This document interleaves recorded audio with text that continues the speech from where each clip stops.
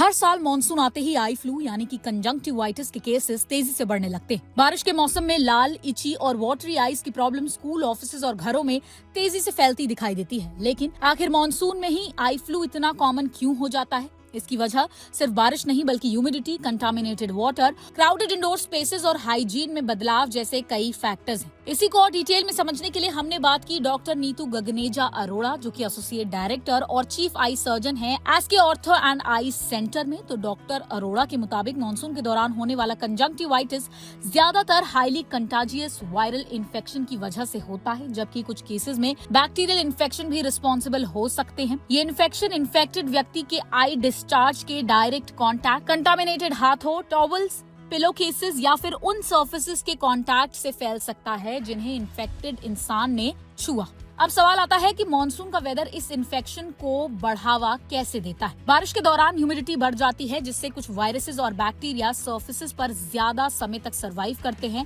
वहीं water logging और contaminated water की वजह से आंखों में जर्म्स के कांटेक्ट में आने का जो रिस्क है वो काफी ज्यादा बढ़ जाता है। तेज बारिश के दौरान लोग ज्यादा समय तक क्राउडेड और पुअरली वेंटिलेटेड इंडोर स्पेसेस में रहते हैं, जिससे क्लोज्ड कॉन्टैक्ट ट्रांसमिशन भी आसानी से हो सकता है। इसके अलावा मानसून में हम अनजाने में अपने मुंह और आंखों को बार बार छूते हैं। बारिश का पानी चेहरे से हटाना, वेट क्लोथ्स या फिर अम्ब्रेला एडजस्ट करना और फिर आंखों को छूना, इन छोटी छोटी आदतों की वजह से भी जर्म्स हाथों से आंख तक पहुंच सकते हैं। यही वजह है कि मॉनसून में इन्फेक्शन तेजी से एक व्यक्ति से दूसरे व्यक्ति तक फैल सकता है। आई फ्लू एक या दोनों आंखों में हो सकता है। अक्सर इन्फेक्शन पहले एक आई में शुरू होता है और फिर 1-2 दिनों में दूसरी आंख तक भी पहुंच जाता है। इसका एक बड़ा कारण है आंखों को बार बार टच या फिर रब करना। अगर इन्फेक्टेड आई को छूने के बाद वही हाथ दूसरे आंख तक जाता है तो इन्फेक्शन वहां भी ट्रांसफर हो सकता है। एक और सवाल आता है कि क्या घर के अंदर रहने से आई फ्लू की जो समस्या है उससे बचा जा सकता है? तो जवाब है नहीं। इंडोर रहने से कंटामिनेटेड वाटर और क्राउडेड पब्लिक स्पेसेस का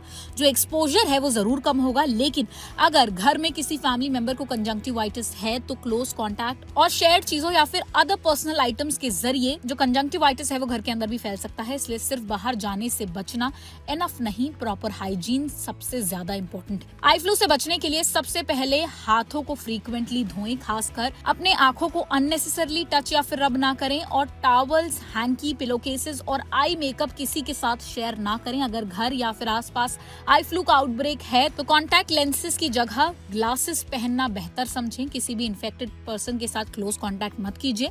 मॉनसून के दौरान अगर आई फ्लू फैल रहा है तो स्विमिंग पूल्स या फिर शेयर्ड वाटर सोर्सेज से भी कुछ समय के लिए दूरी रखना बेहतर है, खासकर तब जब आपको या आपके आसपास किसी भी व्यक्ति को एक्टिव इन्फेक्शन हो। अगर आई फ्लू हो जाए तो हर केस में एंटीबायोटिक्स लेने की जरूरत नहीं होती। वायरल कंजंक्टिवाइटिस अक्सर अपने आप 1 से 2 हफ्ते में ठीक हो जाता है। इस दौरान कोल्ड कंप्रेस से रेडनेस, स्वेलिंग और डिस्कम्फर्ट में राहत मिल सकती है और आर्टिफिशियल टीयर्स ड्राइनेस और इरिटेशन को भी कम करने में मदद कर सकते हैं। आंखों को रब करने से बचना बहुत जरूरी हो जाता है, क्योंकि इससे इन्फेक्शन दूसरी आंख तक फैल सकता है। अगर बैक्टीरियल इन्फेक्शन कंफर्म होता है तो डॉक्टर जरूरत के हिसाब से एंटीबायोटिक आई ड्रॉप्स प्रिस्क्राइब कर सकते हैं और अगर आप कॉन्टैक्ट लेंसेज पहनते हैं तो इन्फेक्शन पूरी तरीके से ठीक होने तक उन्हें डिसकंटिन्यू करना चाहिए। लेकिन एक बात जो बिल्कुल इग्नोर नहीं करनी चाहिए वो है कि अगर आंखों में सीवियर पेन, विजन चेंजेस, बहुत ज्यादा डिस्कम्फर्ट हो या फिर सिम्टम्स एक्सपेक्टेड टाइम में इंप्रूव ना हो तो आई स्पेशलिस्ट से कंसल्ट करना बेहद जरूरी है। हर रेड आई सिर्फ सिंपल आई फ्लू नहीं होती। कुछ सिम्टम्स किसी ज्यादा सीरियस आई कंडीशन की तरफ भी